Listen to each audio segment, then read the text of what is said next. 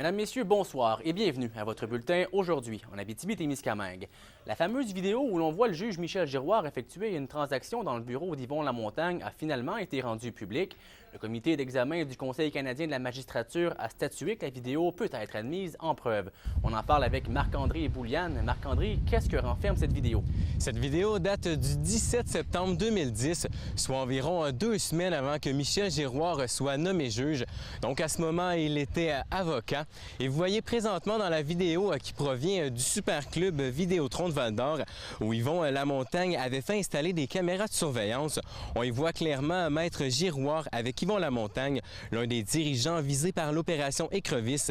Michel Giroir glisse ce qui semble être de l'argent sur le bureau d'Yvon Lamontagne. En retour, Lamontagne lui remet ce qui semble être un petit sachet. Ce sont ces images que les avocats du magistrat ont tenté de rendre inadmissibles en preuve. Ils invoquaient le droit à la vie privée ainsi qu'au secret professionnel. Et Marc-André, Yvon Lamontagne a été interrogé sur sa relation avec son avocat de l'époque, Maître Giroir. Exactement. Il a notamment été interrogé par la procureure indépendante Marie Cossette, à savoir si Michel Giroir était un ami. Yvon Lamontagne a plutôt affirmé qu'il avait été son avocat, puis son conseiller.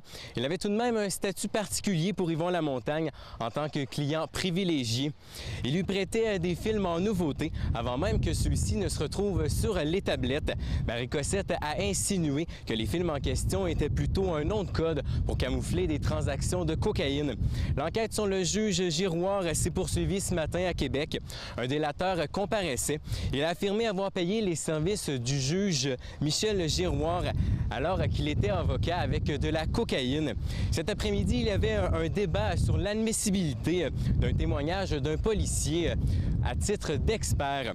Et donc, les audiences du Conseil canadien de la magistrature se poursuivent jusqu'au 15 mai. Merci Marc-André. Je vous en prie.